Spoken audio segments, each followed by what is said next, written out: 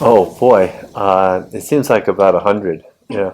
What was it, Marquez? 100 years of solitude. This is 100 years of book writing. The nicest thing is seeing so many young people who are so connected to storytelling and to reading books. And we live in a world of Instagram and Twitter and all that, which just to see young people who are willing to sit and spend the time to come to love a character and a story and to invest in a book, it's just wonderful. As throughout Latin America, it's really, really special. Yeah. Well, a couple of factors. I had thought when I finished El Psicoanalista that story was over, completed. And for many years, many people had said, tell us more, another story. And I fought against it.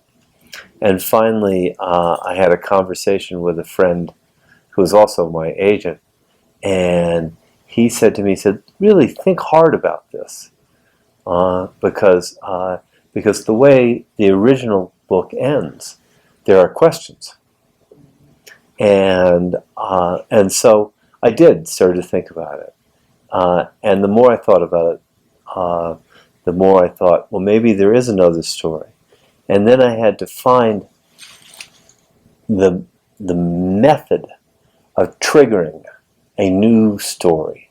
What would it take to have Ricky Starks re-engage with the people from the first book? And when I thought of that, the whole story became open to me, and I saw the entire book. You're never sure. I'm not sure sitting here today, but to be sure enough to sit down and write, it was some weeks of just sitting there thinking deep thoughts, and thinking how can I put this and this together? How can it happen? And I don't like to give the impression that I plot out everything in a book, but I have to feel that I know where it's going, and I really need to know how it ends. And once I saw that took a few weeks to figure out. All of life are making decisions and maneuvering in a certain way. And when you go into the context of a thriller like Jacques El Psicoanalista, it exaggerates that because the stakes are higher, the decision's more important, and yet they have to seem on the page normal, rational, natural, and then suddenly it has to tighten with every step. So it's not like life, but it is like life. Yeah, exactly. I think that not only it's true that I'm I'm manipulating everything the way the puppet master is, but at the same time, you have to have confidence that I'm not going to cut any of those strings. Exactly. If not, imagine. Yeah, exactly. And in truth, writing a sequel is very challenging and very difficult because literally hundreds of thousands of people know and love the characters from the first book, and you just don't want to mess that up. But on the same regard, it has to be intense. You have to feel threat. The threat has to be real. Things have to be different, and so it's very challenging. This is funny. a couple of years ago, I was asked on a radio show in Argentina, and the person asked me. He said, "Well, what influence did your mother have on your life?" And everybody's mother had a lot big influence. In my case, my late mother, she passed away. I think that what she, through psychoanalysis, showed me was just a different way of looking at the world, and seeing the what I would call the dynamics of relationships. And that's something that I've put into every book. I mean, people automatically, because she was a psychoanalyst, think that these books have her influence. Well, actually, in my last book, Personas Desconocidas, my Spanish is not good. I used much more of that. The ability to perceive, and the ability to think about what was really happening in a particular story. So it's very what you learn over the years is valuable. Well, it's not easy.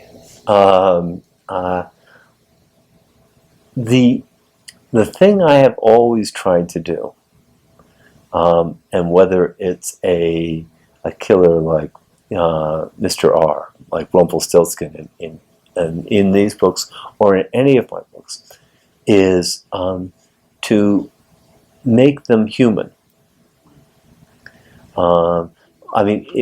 In cinema, and oftentimes we see the bad guys, are capable of superhuman,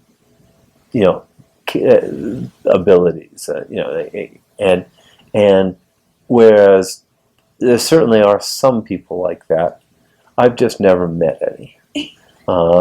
So I try to make them human, and I think that's why people find the stories, and certainly in this new book, closer to reality. Mm-hmm. Do I miss it? Absolutely, absolutely. In the sense that, being a journalist gives you the opportunity to see so many different parts of life. The other thing I miss, you have to have energy. Now more than ever. Yes, now more than ever, exactly. And I miss having all that energy. It's a little bit like they used to say of professional basketball players that they would lose their legs. In other words, they could only jump, a mile high instead of 10 miles high. And journalists are a little bit like that. So as long as you still have your legs, you're good. Well, it's always difficult for any author to see their story up on the screen,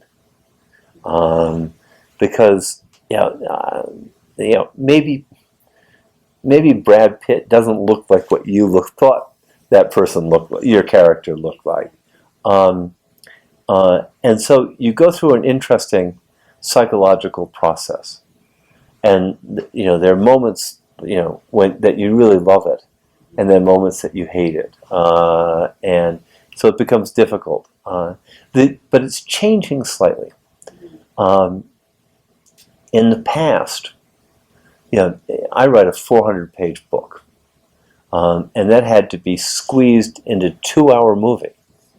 But now, with the rise of Netflix and Amazon and Hulu and all the other outlets, they invest in richer stories. They'll go 6 hours, 8 hours, 10 hours. In other words, the storytelling gets a lot closer to what I do in a novel. Whew, what an intense question. I would say this. all of my novels, the characters are in a hole, and they have to find a way to climb out. And that is true for both the bad guys and the good guys. I would also say that what is true in all of my novels is that the characters have flaws. They make mistakes. None of them things don't come easily to them. And that, I think that's like life. And the third thing is,